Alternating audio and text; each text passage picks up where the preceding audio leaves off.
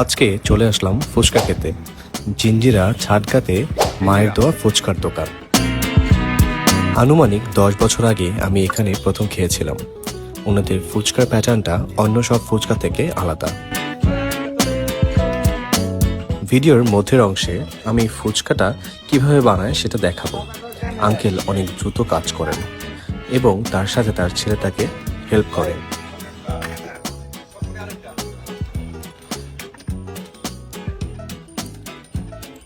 আমার বেড়ে ওঠা পুরান ঢাকায়, তো আমি অনেক জায়গার ফুচকা খেয়েছি, তবে এই ফুচকাটা আমার খুব ভালো লাগে। টেস্টটা সত্যিই বলে প্রকাশ করতে পারবো না। আপনারা যারা খেয়েছেন বা এখানে স্থানীয় আছেন তারা বুঝতে পারবেন এই ফুচকার টেস্টটা কিন্তু অন্যরকম।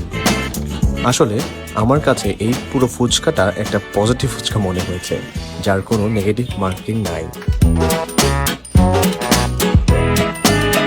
ওনারা নিজেরাই র ফুচকাটা তৈরি করেন। সাধারণ র ফুচকা থেকে ওনাদের ফুচকাটা বেশ শক্ত হয়ে থাকে। ওনাদের ফুচকাটা শক্ত হওয়ার কারণ হচ্ছে ওনারা কিন্তু ফুচকার মধ্যে কোনো আলু ব্যবহার করে না। ডাবলিটা সিদ্ধ করা থাকে, সেই ডাবলিটা ফুচকাটা ভেতরে দিয়ে দেয়, যার কারণে ওনাদের ফুচকাটা একটু শক্ত হয়ে থাকে। কারণ ডাবলি দিয়ে দিলে, গরম ডাবলি দিলে সেই ফুচকাটা নরম হতে থাকে। আমি খালি দুটো র ফুচকা চেয়ে খেয়েছিলাম। আমার কাছে ফুচকাটা খুবই ভালো লাগে। দেখতেই পাচ্ছেন যে উনি কিভাবে ফুচকা বানাচ্ছেন। প্রথমে একটা প্লেটে সব ফুচকাগুলো নিয়ে নেয়, তারপরে ডাবলি দিয়ে দেয়। ডাবলি দেওয়ার পরে সেখানে তার যে মশলা রয়েছে সেগুলো উনি ইউজ করেন।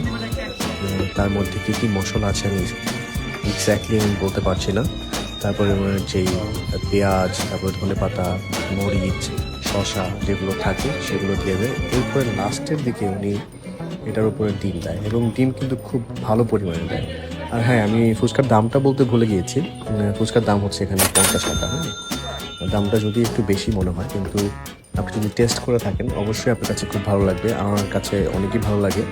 আর এখানে কোনো নেগেটিভ আসলে কিছু নেই, এই জন্য আমি এটাকে পজিটিভ ফুচকা বলেছি। ওদের কাছে দুটা টক রয়েছে, বোরহানি টক আর হচ্ছে তেঁতুল টক। আমি তেঁতুল টকটা খেয়েছি। মিষ্টি টক ছিল কি না আমি আসলে জানি না, তাই আমি এক্স্যাক্টলি বলতে পারছি না। বাট এই ফুচকাটা আসলে আপনারা মাস্ট ট্রাই করবেন যদি আপনারা কেরানীগঞ্জ যান। জিঞ্জিরাতে এই ফুচকাটা আছে। So this is the fuchka. এই ফুচকাটা অনেক স্পেশাল, অনেক মজা। আপনারা যারা ট্রাই করেন নাই তা অবশ্যই ট্রাই করতে পারেন। তা দারুণ একটা ফুচকা। এটা এখন থেকে খাই না, প্রায় 10 বছর আগে থেকে ফুচকাটা খাই।